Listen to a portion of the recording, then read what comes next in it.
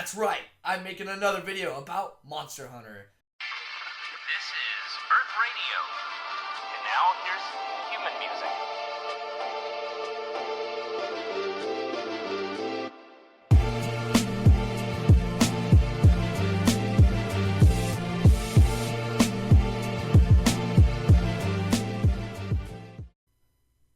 Every game has its flaws, from annoying bosses to an annoying mission to a character that you just really can't stand to that one escort mission that you just don't want to do.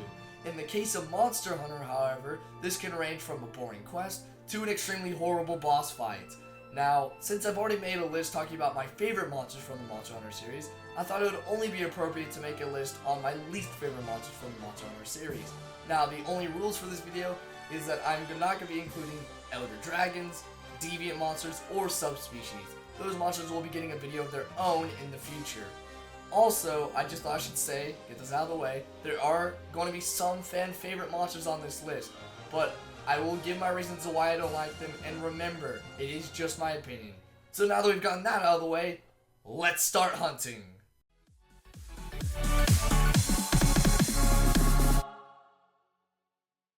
Oh my gosh, this is not good. We're already starting this list off with a somewhat controversial choice. Don't get too mad at me for putting this monster on here. I mean, at least it's only number 10, right? So, this is one of my first really challenging monsters that I've faced in Monster Hunter 4 Ultimate. Sure, there were other monsters I'd faced prior to this one that were hard, but none of those monsters made me suffer the way the Tigrex did.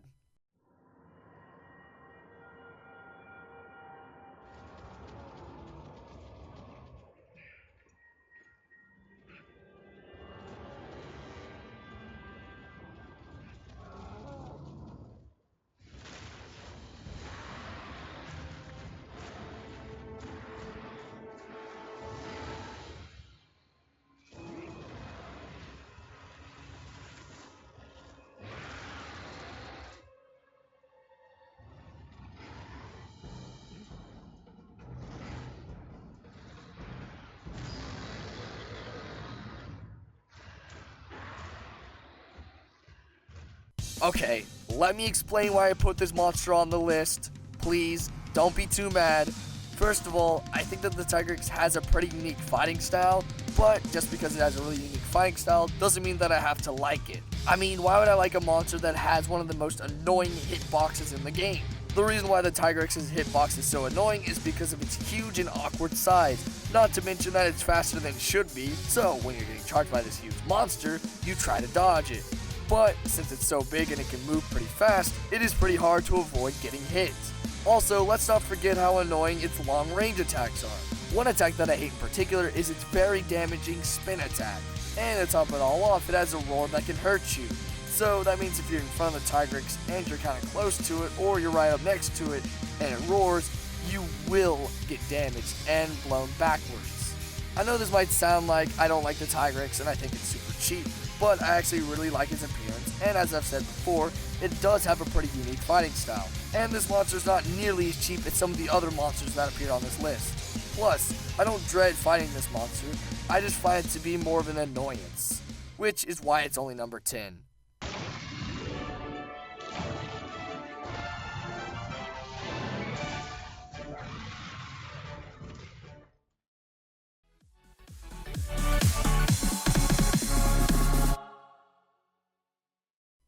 I was playing through Monster Hunter 3 Ultimate, enjoying all the great monsters, making some great weapons and armor, and just having a great time.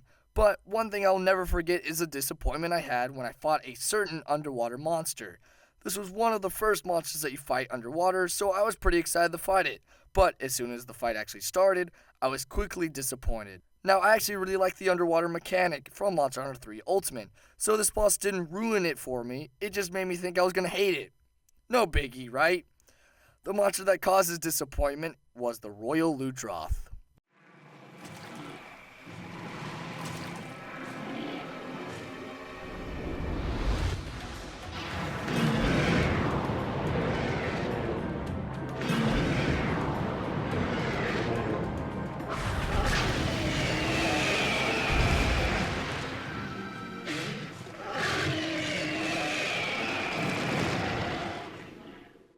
Yeah, I bet a lot of y'all are not at all surprised to find the Royal LUDROTH on this list. For anyone who has had the pleasure of fighting this monster in Monster Hunter 3 Ultimate, knows how annoying this thing can truly be. I don't think that the Royal LUDROTH was that bad in Monster Hunter Generations, mainly because you can't fight it underwater because Monster Hunter Generations doesn't have the underwater mechanic. So, you might be wondering now, why do I hate fighting this monster? Well, there are several reasons to me not liking this monster. Okay, one very annoying quality to the Royal LUDROTH is how limited its moveset is. Underwater, it will spam the same attacks, and it doesn't really have any unique attacks to its own. A lot of them are just direct copies from the Tigrex. The fight underwater overall feels annoying because it'll keep using the same attacks over and over again. Okay, so you've done some damage to it underwater, and now it's going to change its tactics by going on land. Well, that's nice and all, but now the fight's more on the boring side than annoying. And similar to the Tigrex, the Royal LUDROTH is surprisingly fast on land, which doesn't make any sense. I mean, at least it makes a little sense to why the Tigrex is so fast, but what excuse does the Royal LUDROTH have? One thing I will say that I really enjoy about the Royal LUDROTH is the satisfaction of breaking its mane. I don't know why, but it's just one of the most satisfying breaks in Monster Hunter in my opinion. I mean, the mane looks so fluffy in 3 Ultimate, and then when you break it, it just looks all torn up and stuff, and I think that's really cool. And I guess the monster is pretty easy to fight, so it doesn't normally take that long to kill it. Okay, at least there's no subspecies to the Royal LUDROTH. Oh wait, there is. Well, at least it doesn't go underwater. Oh wait, I just remembered, that monster is arguably worse than its counterpart.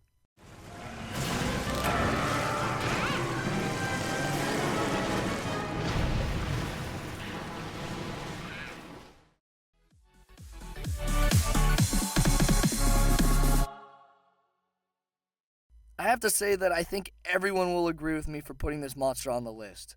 This is just one of those monsters that you look at and wonder, how the hell is this even considered to be a monster? I mean, when I think of monsters from the Monster Hunter series, I think of Plesioth, Deviljho, and Nargacuga, not the freaking BULLDROME.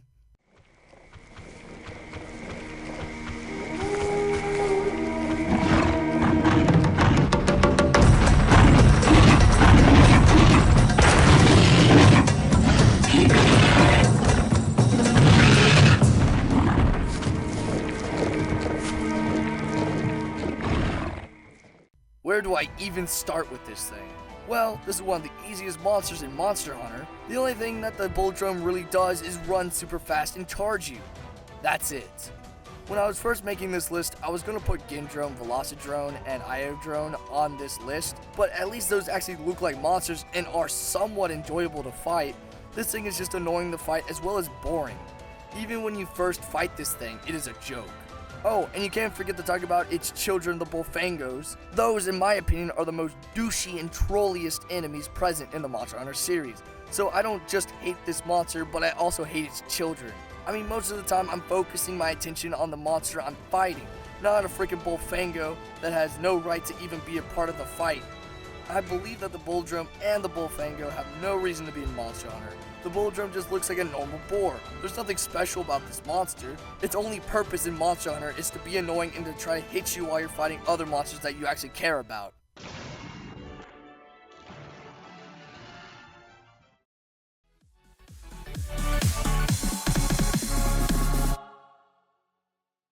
Okay, so Capcom has made some great monster designs in the past with some pretty clever mechanics with them. But this monster is just unoriginal and quite frankly one of the most poorly designed monsters in the series. I can't take this monster seriously whenever I fight it because of how stupid it looks and how horrible its main mechanic is. Why did Capcom have to create the Congalala?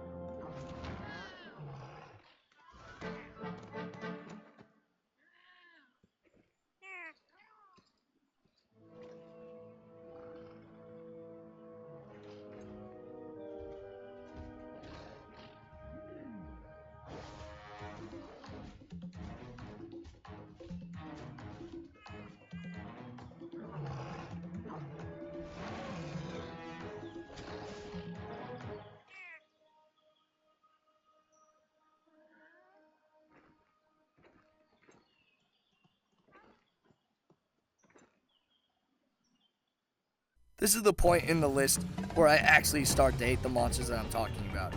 I don't even know where to start. Okay, I guess I'll start with the Congalala's design. It's a pink gorilla. A pink gorilla. The BULLDROME has a better design and more going for it than the Congalala does. Also, let's not forget its special mechanic. Oh boy, I love how clever Capcom is for coming up with some genius mechanics for such an amazing monster. The Congalala's main attack is farting. Farting. No, I can't. I just can't. I really just can't even with this monster. So you might be thinking, okay, the Congalala looks like a Danny DeVito after a long drunken night, and farts as his main attack. That isn't too bad. The fight should be fun and interesting, right? I couldn't be further from the truth. Not only does this thing have little to no power to it, but it spams the same moves over and over again. Oh, and let's not forget that when the Congalala farts on you, it makes it so you can't use any healing items.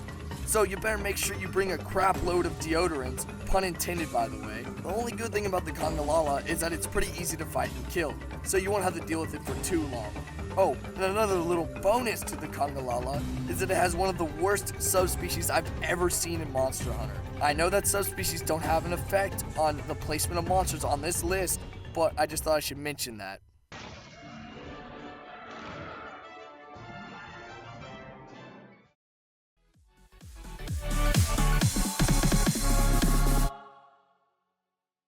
For the most part, I really enjoy ice monsters because they have really clever designs and mechanics. But this monster throws that all out the window and makes me never want to fight another ice monster as long as I live.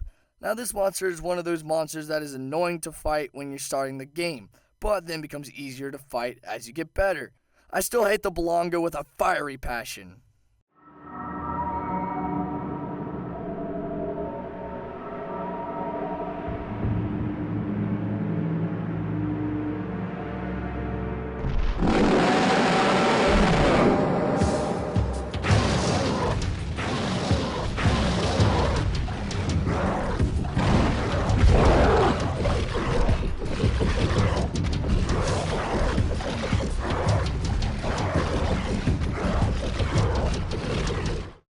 Oh great, it's another f***ing gorilla. What's the deal with Capcom ruining gorillas in Monster Hunter?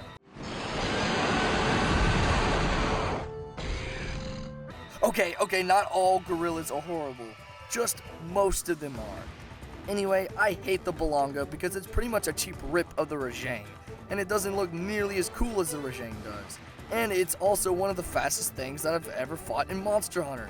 Fighting this thing when you're new in Monster Hunter can be brutal because of how fast it moves and how much damage it can do to you with one hit. It also has quite a bit of health for a monster at that point in the game. The main reason why I have BLANCONGA on this list at all is because of how cheap it is to fight. As I mentioned before, it moves fast and hits hard. So why is it cheap? Because it will do this move where it throws a punch and then moves across the area. And he will do this move repeatedly, one after the other. And if he manages to hit you, then he will give you ice blights by throwing some sort of snowball at you. When I said the BLANCONGA is a cheap rip of the Rajang, I'm not calling the Rajang a cheap monster. What makes the Rajang not cheap is the fact that some of its attacks are slower than the BLANCONGA's attacks, and doesn't repeatedly do the same combo over and over like the BLANCONGA does. Now while I was fighting the BLANCONGA so I could get footage for this video, I was having a way easier time fighting it, but that doesn't change that I still hate how cheap this thing can be at times.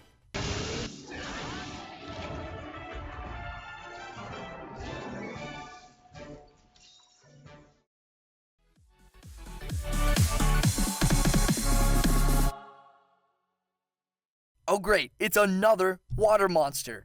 I swear, I actually really do enjoy the underwater mechanic, but there are just some monsters that give it a bad name, like this one does. Actually, now that I think about it, this monster alone gives it a bad name.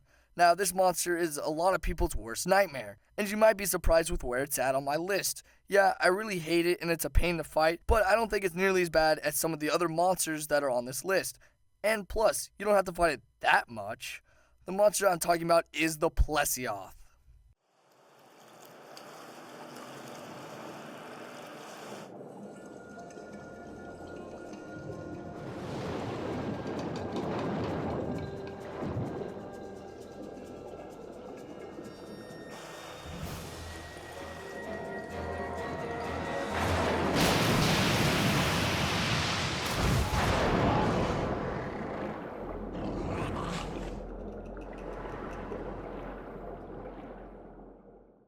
If you thought the Royal LUDROTH was bad, then you have no idea what's in store for you in this fight. The Plesioth is, in my and probably many other hunters' opinion, the most annoying monster to fight underwater. For all those people who didn't fight the Plesioth in Monster Hunter 3 Ultimate and only fought him in Monster Hunter Generations are lucky as and might be wondering what's so bad about the Plesioth. Well, remember how I said the Tigrex has a horrendous hitbox? Well, the Tigrex's hitbox doesn't hold a candle to how bad the Plesioth's hitbox is. What makes a Plesioth's hitbox worse than the Tigrex's is the fact that it can do hip checks. Oh god, the hip checks. And they're nearly impossible to dodge if you're within 9 or 10 feet of him. Another fact that adds to how horrible the Plesioth's hitbox is the fact that it's freaking huge. I mean, in Monster Hunter 3 Ultimate, when it's on land, the only thing you can hit pretty much is its legs. Oh, and let's not forget about how as soon as you knock the Plesioth down, after wailing on its legs for days, that it flops on its side. It flops on its side. Why? Why does it have to flop? I get it's a fish, but why? It's so annoying to try to hit while it's flopping. I mean, if you're using a blunt weapon and you're trying to get KOs on its head, good luck, my friend, because it's nearly impossible to do because its head is moving 100 miles an hour. Fortunately, in Monster Hunter Generations, they made the Plesioth easier to fight because of the hunting arts. So, if you use aerial while fighting it, then the fight will go a lot more smoothly. One good thing that comes from the Plesioth is that you can make some really great water weapons from it, but I don't think it's worth fighting. I can go and make the Celtis Queen's weapons or Amatsu's weapons.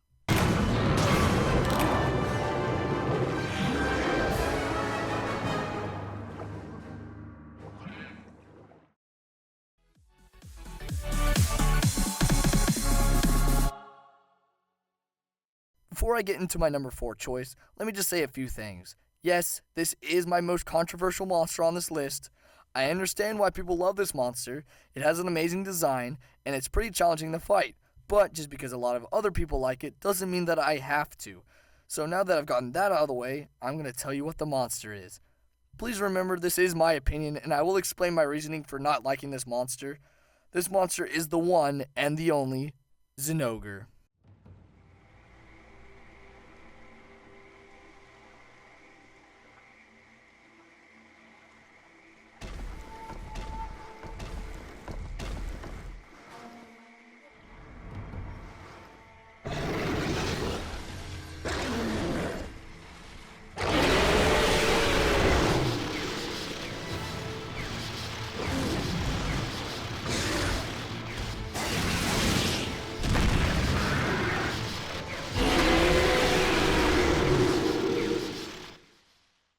I bet a good amount of you guys are really upset, disliked the video, and left because I put the Zinogre on the list, and at such a high spot. Well, I have several reasons to why I don't enjoy fighting it. The Zinogre is a very quick monster that has a wide variety of moves. Some of its moves are electric, while others are just it hitting you with its tail, head, and or claws. This is fine. I like that the Zinogre has such a variety of moves, but my problem with it is the fact that it can very easily get you caught in several combos that can be very hard to escape from, and very frustrating. Like one of the most brutal combos is when he slams his claws on the ground over and over again. If you manage to get caught in this, and you most likely will, then consider yourself screwed, because it will get at least 2 or 3 hits on you. Even if you run from it while it's doing this move, it will eventually hit you if you make one slight mistake. Another move that it has that can be devastating is that it will try to hit you with its tail, which is, in my opinion, one of the worst moves that it has. And to top it all off, this monster has one of the most savage rage modes that I've ever seen in a monster, besides the Devil Joe and the Rajang, of course. So when a monster is already really fast and powerful, and gets even more powerful and faster, it can be quite brutal to fight. I've gotten a lot better at fighting the Zinogre when it's not in rage mode, but I still have a hard time fighting it when it goes Super Saiyan. You might be thinking the reason why I don't like the Zinogre is because I'm not good enough to fight it. Well, I will admit that it is one of my more difficult monsters to fight, but I also really don't enjoy fighting it that much. Yes, it looks cool and has a great theme to accompany it, but that's not enough to make the fight enjoyable to me. I always get way too mad at this monster for me to consider it fun.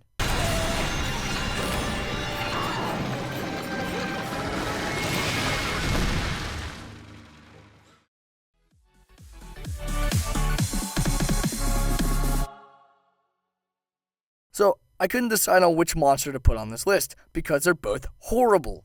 One of the monsters appears on way too many quests and is super annoying to fight, while the other one is one of the worst monsters to fight ever and is super annoying, but it only appears in one game and you don't have to fight it that much. So you know what I'm going to do?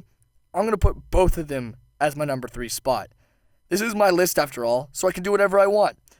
The 2 monsters that get the number 3 spot are the GIGGINOX and the KHEZU.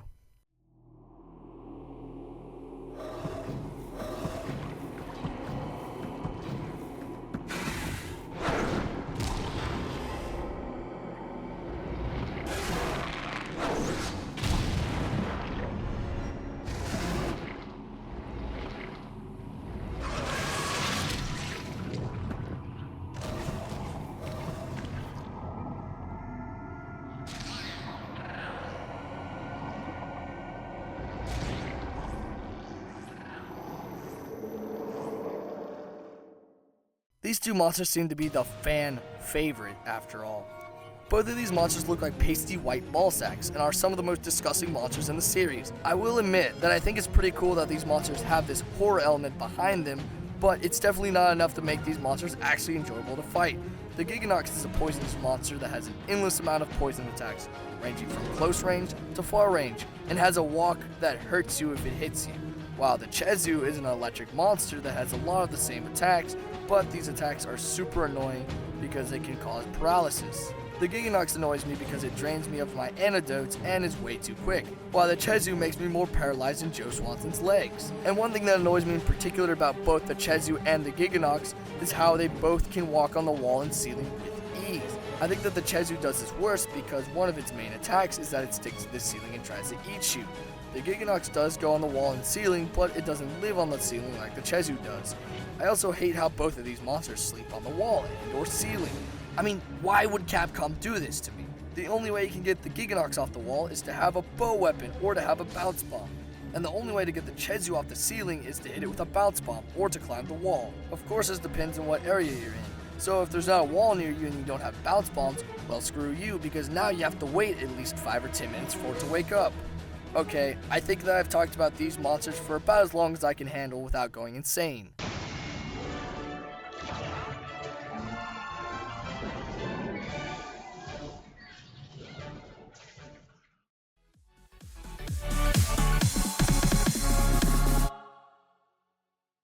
These next 2 monsters are monsters that I despise with a fiery passion.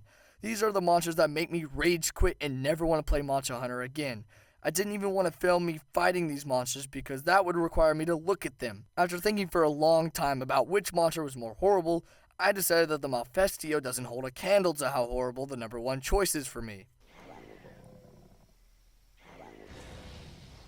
I'm not gonna lie, when I first found out there was gonna be an owl in Monster Hunter, I was really pumped to fight it. And when I saw it in the Monster Hunter Generations demo, I was shitting my pants in excitement because it looked like one of the most bad monsters I've ever seen. But then I fought it. Capcom managed to make one of the most annoying fights in all of Monster Hunter. My main reason for hating it is because of one little teeny tiny ability it has: confusion. It has confusion. You might be thinking to yourself, does he mean the MALFESTIO can make you stunned?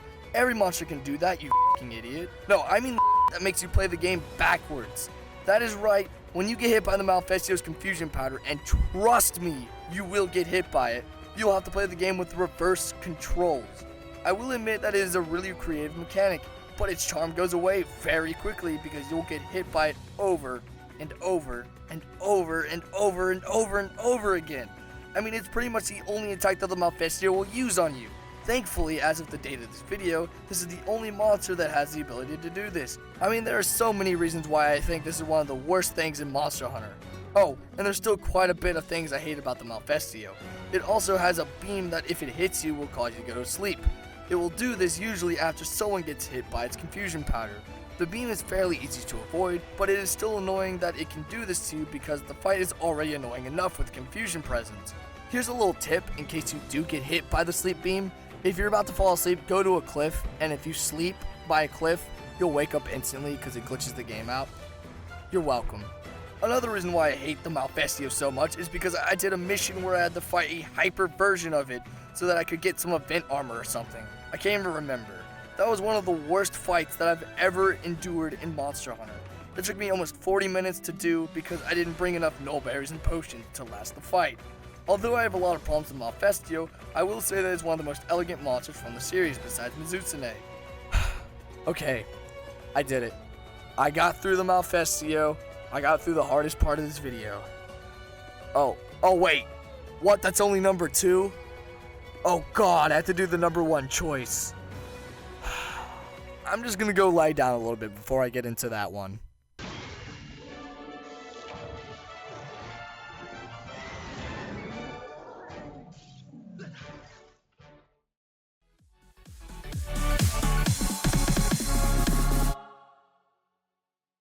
I guess I have to talk about it now. The monster's Rathalos.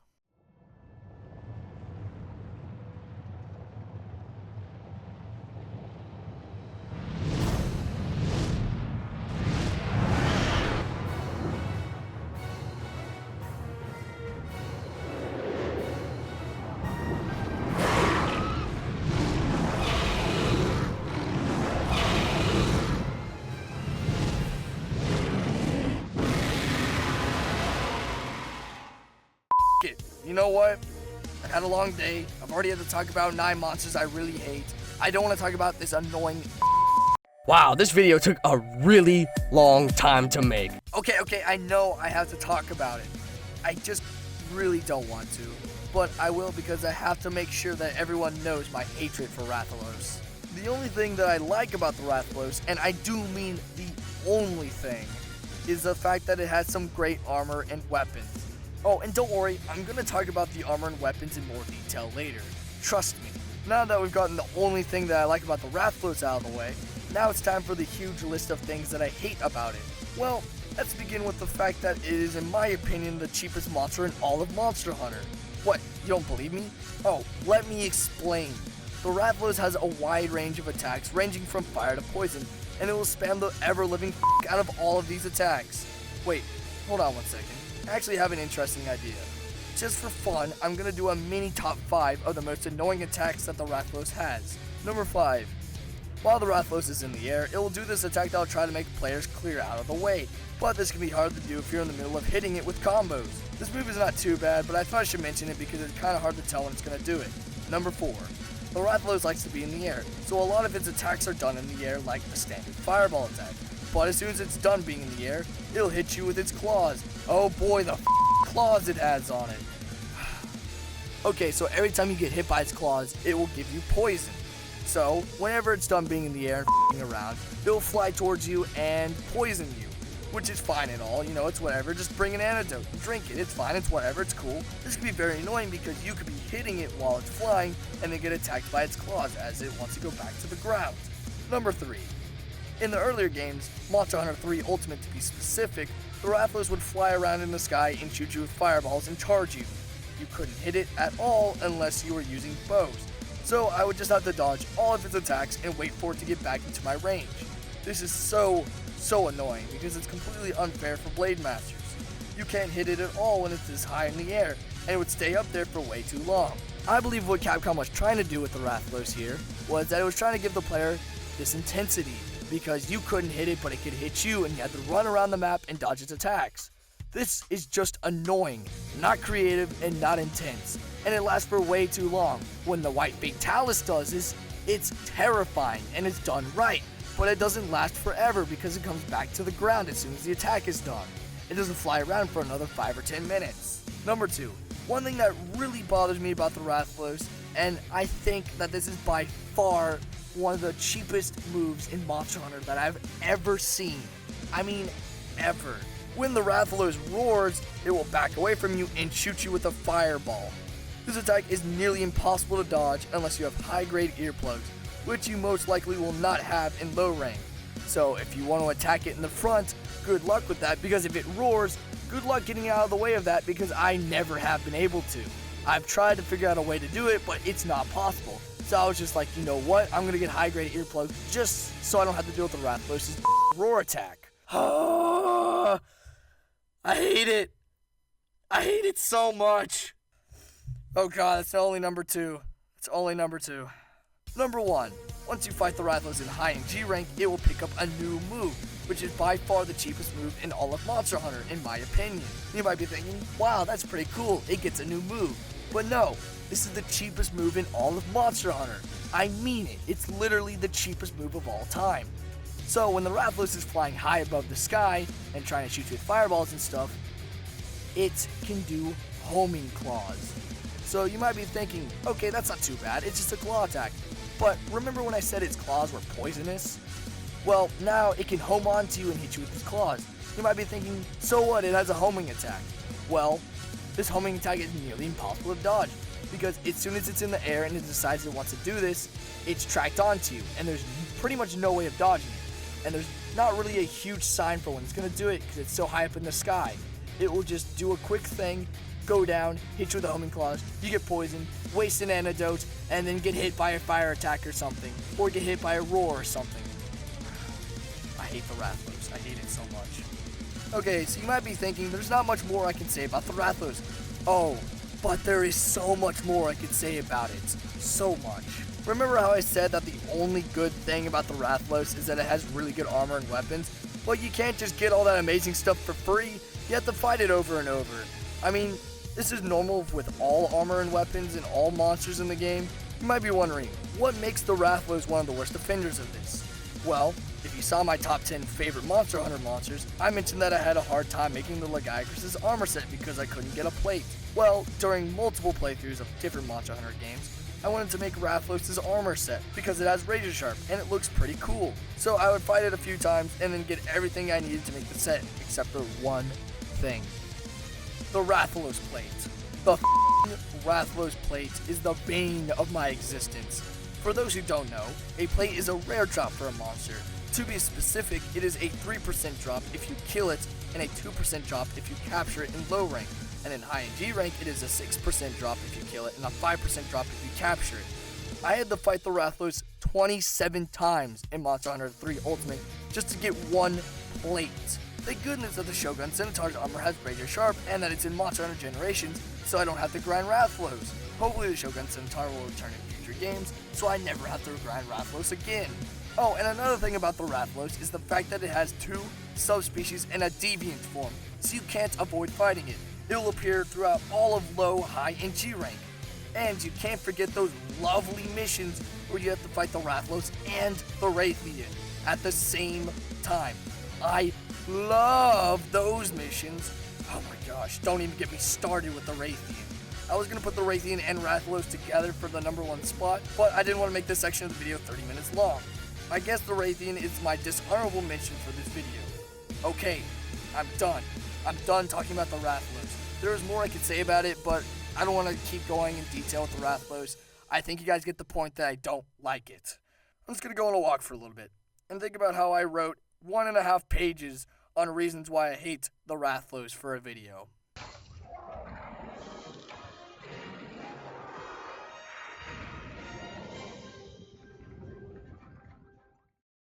Thank you guys for watching the video so much. As a special little present for you guys, I actually have a Plesioth with me. That's right, a genuine Plesioth. This is real, no hoax guys, 100%. If you come over here and come look at it, we have a little bit of slime on it because the Plesioth, you know, likes to be in the water, so it's the little fish guts and everything and all, you know. There's Plesioth, real fish, real, it's 100% real, 100% Plesioth. Okay, so what you gotta do is we gotta show appreciation to how a great Plesioth is, you know what I mean? It seems like a lot of people love the Plesioth. I personally adore the Plesioth, my favorite monster in all of Monster Hunter. So we're gonna show it my appreciations. So if you come over here, you're gonna see we got a Plesioth here. We got some tartar sauce, you know, because you gotta make sure you know it's special by lathering it in itself. So what you're gonna do is you're gonna put it right here, and you're just gonna get that tartar sauce all over the place. Okay, so now that you got the tartar sauce all over the Plesioth, like so, I'm gonna put the hammer up. There you go. So, yeah, a little Plesioth right here. Looks like he's suffering a little bit from that one. So we're gonna show our thanks. Come over here. We're gonna show our thanks for the Plesioth. I didn't get that. You didn't get that? Don't worry, I'll do it again. So Do it again, please. here we go. One last hurrah. Goodbye, Plesioth.